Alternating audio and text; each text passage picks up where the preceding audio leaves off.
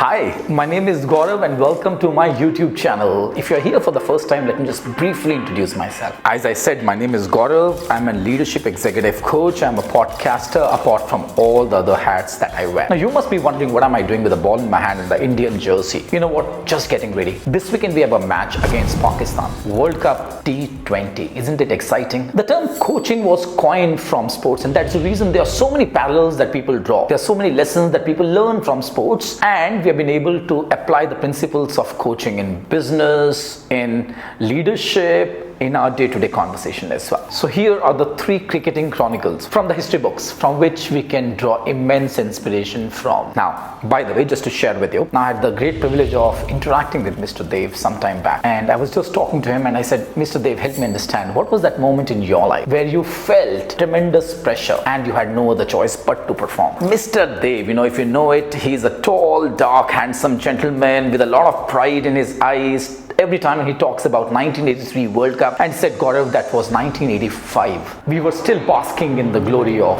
World Cup 1983, and here it was a match in Sharjah. That match was against Pakistan one more time, and Pakistan bundled us up in 125. Now, 126 seems like an easily achievable target, but we had tasted what it means to be a world champion, so we were not willing to give up, and that's where we huddled together as a team, and we made a plan that no matter what, we are not going to lose it. Now, in that match, Mr. Kapil Dev took 3 wickets for 17, and all the other players, they continued to display a high spirit. They thrashed Pakistan for 87. Now, if you revisit that beautiful memory, you realize there are certain lessons that you can learn. 1, never give up. No matter what kind of pressure that you are experiencing in your life, if you have the high spirits, if you can really hurdle together as a team, you can get over any challenge that's in front of you. And the second one is, if you're willing to hold each other accountable and lead the team from the front, you'll be able to get over every challenge. So let me just talk about another match that I personally enjoyed a lot. Now, by the way, this is going to be a very interesting conversation, so please stay tuned. Now, that was 2007. Just imagine that you're sitting in one of those arenas and we have the team led by our Mr. Cool, Mahendra Singh Dhoni. I mean, he's a real hero for at least our generation. As I mentioned, 2007, our match against Pakistan. Now, the least would you expect that the captain would ask somebody who's not even performing really well to come and throw the last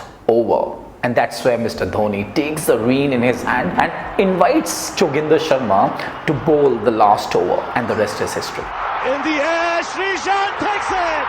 India win! Now, I was sitting in front of television and wondering what must be going on in his mind that he took that decision. I personally believe that it's very important as a leader, as a captain of the ship, to trust your intuition. And point number 2, how willing are you to bet on your team members? Could be a possibility that one of your team members might not be performing one of those days, but then are you willing to trust that person? Because you know it, he might perform, she might perform when the odds would be against him. So we have already spoken about the lessons that we can learn from all the wins. Now let's talk about the recent loss. As I often share that either there is a win or there is a lesson. So I'm talking about 2023, the stadium was full. We thought that we are going to win. The whole country was unified, the team was coming together, the spirits were really high, and yet we lost it. And Australia win the World Cup. As I mentioned, either you have a win or you have a lesson. Now, from that complete episode, I was just wondering what are the lessons that I can draw from that. 1, unless it's done, it's still not done. I mean, you cannot assume just because my pastor God is saying that I'm going to win the next match as well. You never know what might go wrong. And the second one is maturity is all about accepting